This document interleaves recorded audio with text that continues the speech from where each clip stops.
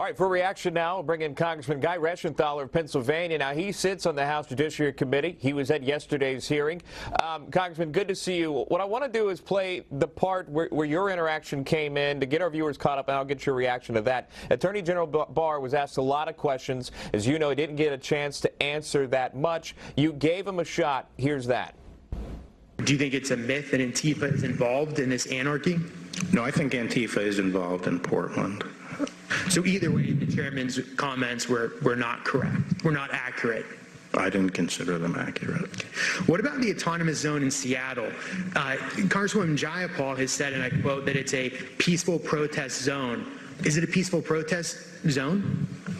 No, as I already said, it's outrageous that, people set themselves up and over a piece of territory where the people in there have not selected them as the government and try to exercise sovereign authority. That's an outrage. So these are some of the questions I expected to be asked. I didn't realize how partisan, just from a journalistic approach watching it, how partisan it was. Why was it so important to get your questions there and get AG Barr on the record to say what he said? Well, Sean, Emma, first off, thanks for having me on. I appreciate it.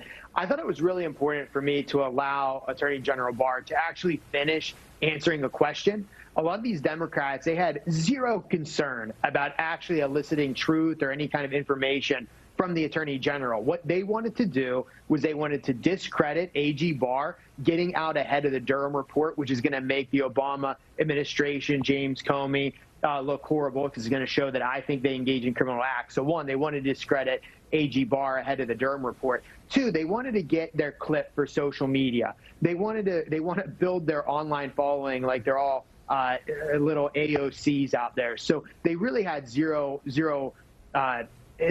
incentive on their part to actually listen to the truth. And then finally, they just wanted to show vitriol and animosity toward AG Barr. And I tell people, that animosity that you see directed at Attorney General Barr, that animosity you see directed at President Trump, it's really directed at me and you. It's directed at conservatives. It's directed at people who live in so-called flyover country.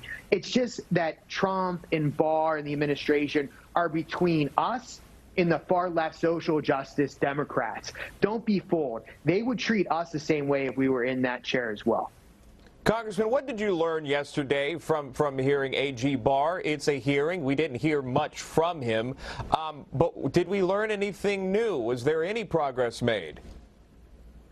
Well, we did learn the fact that Chairman Nadler was incorrect. I actually impeached him through my questioning with AG Barr, and I'll explain that. And same with Congresswoman Jayapal, who represents downtown Seattle. Just to give you the background, over the weekend, Jerry Nadler had told a reporter that the talk about Portland being out of control and the 60-some days of chaos are just a quote-unquote myth that's being circulated around in Washington, D.C. At the same time, you have Congresswoman Jayapal, who constantly is saying that Chaz was a peaceful protest. It was the summer of love going on. She was talking about people watching movies and just singing protest songs in Chaz. So I had the opportunity to hear from the Attorney General, who just discredited both Chairman Nadler and Jayapal. He said that in Chaz there were assaults, robberies. He confirmed that a 16 and 19-year-old were shot dead. So it completely flies in the face of what Congresswoman Jayapal has been saying. And then as far as Portland goes, you heard it in that clip, AG Barr said that Antifa is involved. It's incredibly violent. At least three federal officers have been permanently blinded because the protesters are using lasers to blind officers. So it clearly undercuts Jerry Nadler. And what you really see is you see Nadler, Jayapal, and the far-left Democrats engaged in what's called gaslighting, where they lie about a blatant fact to discredit their opponents. And thankfully, we have AG Barr, we have Republicans on the Judiciary Committee, and media like yourself that exposes what the far-left Democrats are doing and the fact that they're engaged in lying and covering up for far-left radicals and anarchists. A lot of folks came out afterward, shared their thoughts. In fact, House Speaker Nancy Pelosi had some choice words for the AG. Take a listen to this.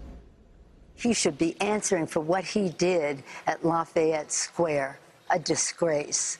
So this, it's really, he was like a blob. He was like just a henchman for the President of the United States instead of the Attorney General. Looked like a blob, henchman, coming from the House Speaker. Your thoughts? Yeah, that rhetoric doesn't help anybody. It's actually very destructive. And think about just the double standard. If one of us said that Jerry Nadler looked like a blob, it would be all over the media today. But Nancy Pelosi, the Speaker of the House, can say that about AG Barr, who is an esteemed public official, served in the government since the days of Ronald Reagan and has a phenomenal reputation. But she also said that AG Barr should have been answering. Well, he was trying to answer, and the Democrats kept cutting him off. So I think it's problematic, and I'm very disappointed that Speaker of the House would stoop to that level and engage in name-calling like that. Before I go, let me just say this. As a spectator, Congressman, I'm watching this yesterday. I see you. You come across so polite. And you really do when you're speaking to the Attorney General. There's a lot of respect, there's a lot of politeness, and there's a big contrast, obviously, because it was uncomfortable at times to watch this hearing.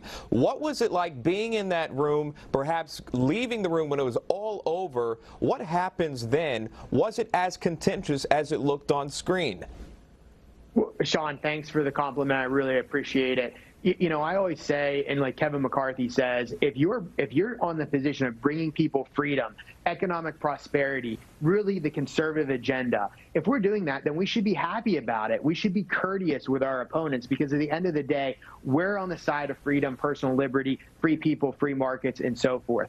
What I saw from the Democrats, on the other hand, was just sheer emotion, disrespect, and really a lack of decorum. There's no place for that in these hearings, no place for that in our society. And the fact that the Democrats are engaging in that behavior shows that they're on the ropes, that they're losing, and they're acting out.